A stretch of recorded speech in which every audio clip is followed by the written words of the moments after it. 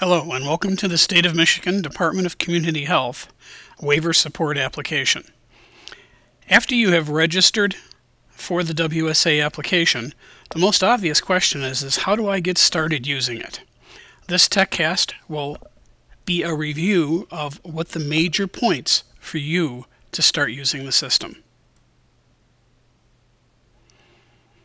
One of the things that's important to know is that the case number is a number that uniquely identifies a beneficiary to the WSA system.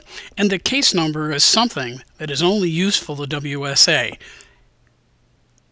Packets are a collection of forms or documents that are going to be submitted to the DCH administrator to be approved. Each case has the potential of having multiple packets in it. The case number identifies a beneficiary, and packets help to identify information to perform an enrollment in the system. The two major areas that you'll work with is the work queue. The work queue gives you an idea of what work you need to do immediately. This includes packets as well as other information requests on the system.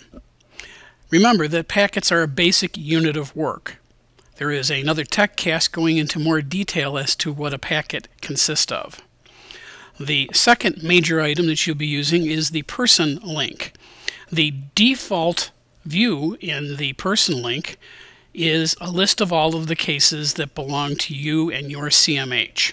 But you also have the capability of searching all of your cases and the ability to add a new case. The ability to add a new case requires supervisor access, which is requested from the DCH administrator. And it's also possible from the person link to drill down and view additional case information or packet information about a beneficiary. Now let's take a look at the system. Now we are looking at the main menu of the waiver support application. We'd like you to notice right up here the person who is logged in is known as RepFac Jody, and RepFac Jody is a supervisor. Two of the areas that you'll use the most in the system are the work queue page, seen here underneath the SED menu, and the person link found right next to it. We'll start off with the work queue page. The work queue page shows all the work that RepFac Jody has to do. All of the people shown on this page are fictional people. They are not real people. The beneficiary names are listed here, who the RepFac is, and what the case ID is for each one of these beneficiaries. The work type column that's being highlighted here currently just shows packet, but when the system is in full production, there will be other types of work that will be listed there for you that need your attention.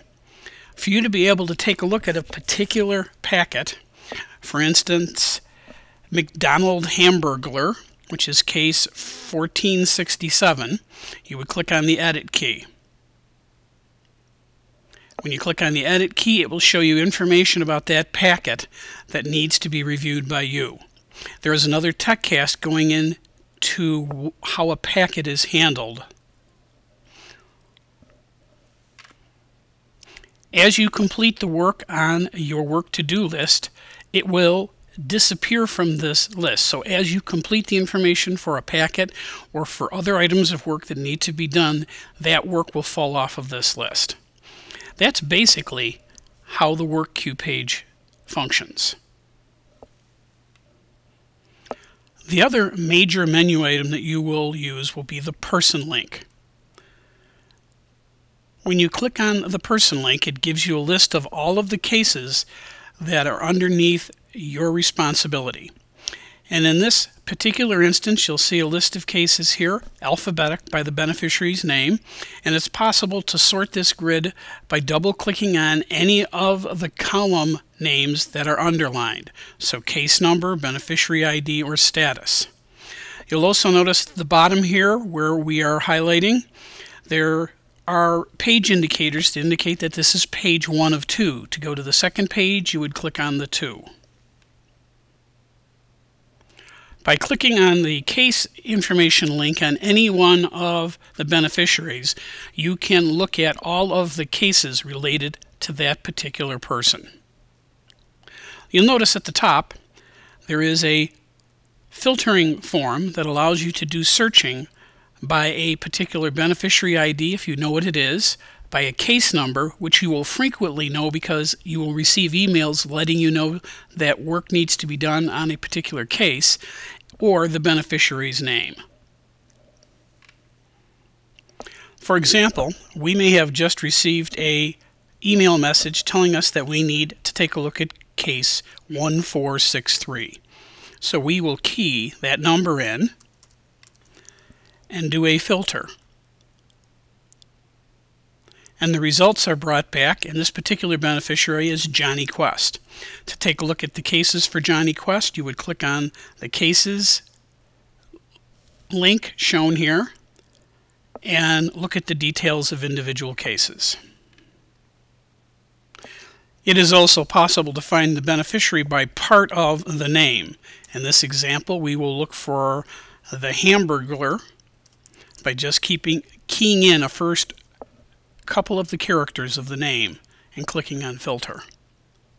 And now we have found Hamburglar McDonald, which happens to be case 1467, and by clicking on the cases link we would be able to look at the cases for McDonald or Hamburglar McDonald. The last thing that the person page allows a RAP facilitator with supervisor privileges to do is to add a new case. We will click on the Add a New Case, and this is the beginning of the Add a New Person and Case process. There's a separate TechCast on this, so we will just show you the beginning of this form and then return back to the list of all cases for RAP-FAC Jody. As you can see, the two links at the top here, the person link and the Work Queue page link found under the SED menu item shown here are the two areas that you will probably use the most when using the system. There are many other TechCasts in this series. Please listen to them. If you have a suggestion for a TechCast to help other people understand the system better, please send us a message and we will put a TechCast together to cover that area. Thank you very much.